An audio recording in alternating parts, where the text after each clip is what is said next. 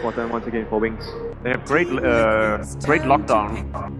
Yeah. And it's gonna be Lone Druid might is still already spawned up, so Kuro's got no space to go in the jungle, and Jirax, he was looking for a gank on mid. Instead now, he moves up towards the top lane. Kuro's coming in with an extra stun, and they got an opportunity right now here on face. Wait for the extra stun timer as he starts to run himself away. There's your first Malefice. Jirax, he needs to get in front of him and get the body block off. Can't do it, so just physically attack him down, and fate will be the first blood going in favor of Team Liquid. Jirax, however, is stuck in... Enigma is having his camps blocked out. Him being able to rotate and gank up that Beastmaster. Part of the problem is going to be is that between the Enigma and the Earth Spirit, they're looking to try and jungle and also gank mid lane. The Beastmaster gets a lot of space, but Liquid putting pressure. It's happening again. You can initiate down on bottom lane over on Mind Control, but he's just so tanky. And Mind Control, okay, with the Fidget Block, consumes at the Fairy Fire. He's dropping down very, very low. At the same time, up on top lane, you're actually going to lose face to the three-man gang. So both safe lanes are able to find the pickoffs on the off laners. So the Fissure from ISIS ends up being wasted, and Matamaman, he's making a play for the top rune. Now there is no mana. Okay, now it is there for the Fissure, thanks to the clarity, but Matamaman breaks off he still breaks free and moves over, and this actually baited Mind Control to come out a little bit further with the Sunstrike from Nightmare setup. Shadow gets the perfect tether off. Can Mind Control survive this? His Anchor Smash hasn't done enough. He's moving back towards the tower. Jirax can't create space, and he actually backs up Shadow. He comes back in and Jirax punishing Wings, who get overconfident. That's a big kill to take. Jirax, he was the walking wound of the bottom lane. At the same time, Kuro... Because it's daytime. The nighttime movement, if he'd just done it maybe 15 seconds earlier, it would have been perfect for Kuro because it's still night at that point. He could have gone for the dive, but now Mind Control is in trouble. He's going to trigger off the Ravage to try and survive with the Anchor Smash. The kick is there to connect the ball! Jirax, you are so beautiful. Find the kill over on the Slark. Ice with a fish, however, again, a rebuttal kill. Taking out Mind Control. To prioritize taking a little bit of objectives. Liquid have a lot more capabilities thanks to the Lone Druid pick. It does seem to kind of fit Liquid's playstyle. If they can actually get into this moment of time, it's probably more like 20 minutes is what we're looking at, but when they have mech, the Lone Druid is kind of coming online, and oh, that gank on mid. It's going to be difficult, but maybe not impossible. Not once you get that Nightmare to set up. Oh, they got Echo Slam as well as normal, starting with a Sunstrike from the Invoker. Say goodbye to your Phantom Lancer. That is the one big thing, like, we really feel that Earth Spirit is one of the strongest heroes in the game right now, but just because he has this really long initiation range and incredible disables, he is a little lacking on damage, so you could see it in that situation right there with the Beastmaster. Mind Control. That close. Fissure, stunned, they're going to look for the leash as well. That damage on the Shadow is high. The Sunstrike's coming in, but Mind Control reads it. He'll Anchor Smash again, now he comes Kuro. He can Black Hole throw, but it's too late. feel pretty good just because they were able to get both their Midases. Here's a Nightmare. They're starting up on top, but I think Wings would be really sad they did this. Kuro, they're going to roar on him with a Sunstrike. Jirax being stripped up. The two supports to control Midnight Pulse will go down, but Kuro is dying right now to the Necros. How does he get himself out of this one? With extra help, maybe that's the way to do it. The rest of Liquid bringing in the support. Matamaman lands now. This Earthshaker has been everywhere at the right time. Doppelganger is on cooldown for 3 seconds. Matamaman doesn't have a way out. The Sunstrike's going to connect the axe as well. It goes on, only hits once. Doppelganger is off. Here he goes, but Ice is waiting for it. He doesn't have fish. 3 seconds for the tower. That'll do the job. And the PL will be punished. Jirax was prepping for it. The Tidehunter Mind Control was so far down. Now they know that Innocence as well as Ice, they're in the tree line. You do have Ravage available, but will not be required. Innocence is going to lock himself in the trees. The Doppelganger, they break through that. The Fish. Oh, no really? way! No! He doesn't get out. There was still enough illusions fall if they get the way. They'll protect the top tier 2 tower, but Kuro, damn, he's still so damn low. And maybe Kuro walks to the side! He'll go down. Jirax was too much space, and they know that there's max 4 heroes up here. And they still hasn't shown themselves. Jirax, okay, this is just a simple Fiend script. If Jirax didn't get the silence off, Kuro's making his play. They're bringing in more help. The Shadow pounces away up to the cliffside, so Innocent, he'll go down, sure. You defend your T1 tower, and Shadow will have to wait just a moment. But that Wings have managed to take that tier 2 at the top lane, and yet bottom lane is still being pushed out. Liquid has no space to be able to farm it. They can't Initiation, Sunstrike. They do actually have Roar available too. Mind Control with the Necro unit. Ice, he's going to commit the Echo Slam as well to ensure the kill. And he backs up a little bit. Understands the fact that, well, while it still does have that tier 1 tower there, that nowhere is really safe. The Fissure starts the attack, the Freewave's coming in, no Echo Slam required. In fact, it wasn't even available, it was still on cooldown. when he's got these kind of items, he can show himself and put pressure, and so was Fate. Fate's effectively throwing his summons into the lane. Gonna go for the kick. He needs to keep that control over on the Beastmaster. Raw will happen. You got Gush and Malphite, but Jirax is going down. Everything is just being brought together. A magnetic personality is Shadow. He also goes up for Kuro. Liquid are losing too many heroes across the map. Mind control now. The Echo Slam. Finally controls the Ravage. Has to buy space. Savage Raw working with an Ice. He'll go down underneath the tower. Finally, money coming the way and an entangle as well. Vada, he needs him. A double kill for him. They'll BT forward on the back of that PL. Maybe with the Sunstrike. Vada, be careful! Oh, Drew got nailed! Fate's still on the run! Matama will finish up the job that Vada did start. That presence of mind. Here in this mid lane, Matama man, they're looking for it again. They have so much initiation on him. They'll have to start with the fissure once again and then jump in, follow stun, the Sunstrike, a lot of damage. The PL brought down, it was actually the Bane's final nuke. They put him under and the tier 2 tower can be exposed. Meanwhile, Vada caught in the tree lines. The kick from Jirax will buy a little bit of space for the lone druid to maybe walk back out. He's got no mana and now no life. Brought down by the movement of Shadow, and he actually leashes the Tidehunter. There's no Ravage, there's no control. The kick comes in from Jirax, but nothing gets off Shadow, especially when you're tornado the Tidehunter up. There's a lot of momentum up in the air, but he still falls down to death. Team Liquid, they are on the ropes right now. Wings previously, so they couldn't even split. They had to split up their heroes when they're already down 2 players. Now, however, they're coming back up. The kick was on the Invoker. That Invoker is still... Maybe Wings, when they find that opening, they take that kill, they're not able to immediately go high ground and take a lane. Oh, Ice jumps in, goes for the instant Echo Slam. You got the full silence on him, but the Sunstriker still will connect over on Kuro. He's so low, but Ice tick down, but you've got Shadow instantly there for the rebuttal. Team Liquid, do you want to try and push for more? The only opportunity you've actually got is Innocence. With that Landstorm, Matama does have Diffuser Blade to charge Spellable, and he goes through Innocence pretty quickly.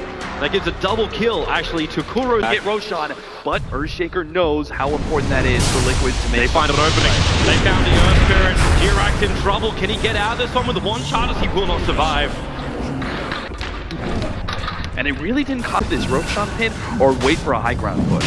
I think part of the issue is just that because the Tidehunter doesn't have that Blink Dagger, Wings knows that they can always disengage, no matter what happens. Unless, you see Ice's position. He is exactly where he needs to be, just in the tree line, off out of vision of Team Liquid. And now, there's your jump, over on mind control. The silence there from Jirax for Shadow. Just dark packs it off. And Ice, he's so good, but no, he jumps in, there's your Echo Slam. So they all fly through, but the Earthshaker's already going to go down. Mind control, being focused. He just wants to TP out, and will he? No! Not successful. So close, and the Raw's on Kuro. You're going to lose both your big AoE controllers for Team Liquid. And the Tubberman is going to get out just in the nick of time. Back to base. What? Everything's fine. Farming the Enigma as well as the reposition from Liquid for their 2 supports. It's not the fight they dreamed of, for sure. And it's not probably the nastiest fight that Liquid has encountered just yet, but it is another small opening where Wings might be able to get a range strikes here. They're going to go back in. Shadow's just like, yeah, I'll take this. I still got Aegis. But what's the Tubberman really going to do to him? Like, okay, you can burn off a little bit of the mana. The racks actually have to be fortified, but up on top lane, you've now got the Beastmaster attacking into the melee racks. They're being poked and prodded on all sides unwillingly. Maybe if you can get an entangle, there's 2 attacks into the Savage Roar, which actually didn't even connect on Fate. That's a chance. Oh, the Aegis is down. They're going to be able to play. Oh, no, Kuro, there's nothing else to really follow up, however. Shadow as well as Ice, they're all over it. And Shadow will keep going for the kills. Jumps forward, now away up on top lane. Vada, he's going to go down to the Invoker. He's locked inside the Ice Wall. Ravage be committed. They need that damn kill, but Shadow, he does back for the 2 lane. In for Innocent will also drop the Fissure. North Space Big Range, the Feed Scrape, Matumba! There it is! He's able to find the pick. They look for more. Jirax wants to kill over an Ice, the Thorn in the Liquid side. They will bring him down. He won't be able to fight. They kick his corpse away, respecting the dead, obviously. Heroes. The upside is they're still alive. They're still in this game.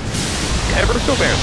They still do have a solid amount of mind control. heroes. You actually, yeah, he's dead. He couldn't walk himself away from that. Invoker's just combining up magical ice and fire. Submitted for both those abilities. Not a whole lot that they can do, and that's why Wings, despite the scariness that these two heroes naturally present, they're just gonna go for it anyways. Oh, they try and get that kickoff, not gonna work. Beastmaster roars, instantly goes on to that Ember, that Earth Spirit, and with him pushed back, they find the kills. The double buybacks are on their way. Through the front lines, but who are you gonna control? Innocence looks to be the only target that Liquid can go on to, but the Echo Trap, Eyesight will arrive. There's still that microphone move forward, the proc of the Kraken shell, Eyesight will go down. The Tomahawk being a real issue right now. Tara doesn't have enough damage. The bear is still alive. This was the only summon, but really, what's the cost? You've still that they've shown really great positioning in both Game 1 and Game 2. You're unlikely to be able to get those big team fight elements. The B teams are coming in. They asked for the call. That was a bit miles away. And that TP came so quickly. 3 seconds before the initiation happened, it was Faith who was pinging the creep wave. Still in the lane, blinks away, and the smoke will fail. So well done by him. Oh, maybe they find the opening. That kick hits on Ice. They have to magnetize him up so he can't just Echo Slam and control him. Any kind of pickoff will work, so maybe this smoke isn't a complete failure. The Earth Spirit, again, style points for the kick. 20k deficit of gold in the back of your mind and 14k for experience. Yeah, a few more of those and maybe Liquid. Now the Raw, they go over on Cora. That deafening blast, the mech will keep him alive a little bit longer. But the Invoker, he's such a cannon with the Sunstriker mind control. The damage is too much. He can't put himself away. The Ravage, however, it'll hit. Maybe they can turn. But Harmon's just face. The kick will fly through for the BKB to protect the shadow for the moment. Innocence can't really find a good target. He's going down. Matolman's walking over them. DP is bringing an extra health. Invoker ball back into the game, but Jirac kicks him once again. The Bears focusing on him. They need to keep that Invoker out of this fight. This could be a shadow down. The PL, they find another one. They just keep going. The Fisher. Way too aggressive because of that BKB. They still are going to pick up the Aegis, and this is going to go on to the Invoker. Liquid aren't out of the dangerous territory yet, but they picked up quite a bit of farm on Matema Man now. But you still lose. Wings get the Roshan into their hands. The house always wins at this point. They're underneath a Hawk, and that Observer from Jirac. They stalk Innocence. They try and go over and beat, but the double kick! Space got connected on as well. Innocence wants to walk out, but Matoma jumps forward to Beastmaster in a world of hurt. Too many losers around. The Sunstrike won't hit a real hero. They get to lose the base too. Eyesight, hang in the tree line. Where's the Invoker? He wants to burn out Kuro, but Jirac, this guy, he has tasted. For them getting any sort of farm, that they just had to send their summons forward. Mid lane, Tornado, Kuro is going to be picked up by this one. And with the BKB from the Invoker, he wants to fight. Kuro, he got fast up, Kuro needs that black hole. He'll be in there. Will they have enough? They can't see him. They can't attack him. Beast grab actually dragging Kuro out of the black hole. He'll go down the business there. Can't survive until the Rabbit. And the guns. Mind controller brings down the slug. There is still so much control with Eyesight. Echo Slam Matamaman. He's down for the count. No buyback available on both the Lone Druid. They don't have Black Hole. Jerix is just trying to lead him on a ghost chase at this point in time, getting away from them. They're luring them away from the base a little bit. They are chasing a long way for this. I mean, they know they've got plenty of time. They can afford to chase down this kill, and will still have a full minute before the Phantom Lancer is back up. So they claim that kill. They turn right back around, and this should be megas. I can't really see how Liquid can defend with neither of their break ultimates and neither of their carries. This just seems impossible. Liquid double with the comeback, but it doesn't seem possible. Mind control just fought.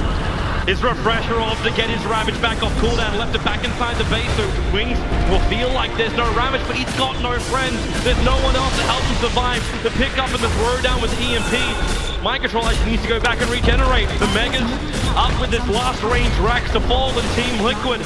They stumbled in Shanghai, and it looks like we might be seeing a repeat. Mind control, he'll avoid. Now is the time, the Ravage with a BKB! It actually is just now, that's it, that game. The Ravage means nothing in the end of the day, and Wings are up 2 games to 0 against Team Liquid. Not a single game dropped here until the grand final, when they've lost 2 in a row and are staring down the barrel of a whitewash. And Wings a single game away from being able to take this championship.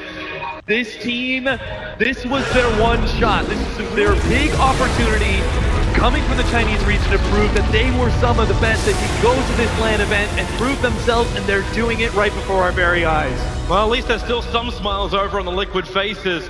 But Wings, they were high-fiving in the end of game number 1. The smiles got bigger, the high-fives got harder. Wings looking fantastic in game 2. We'll have ourselves a short break. We'll be coming back here, game number 3. What is in store? Will it be Liquid or will it be Wings?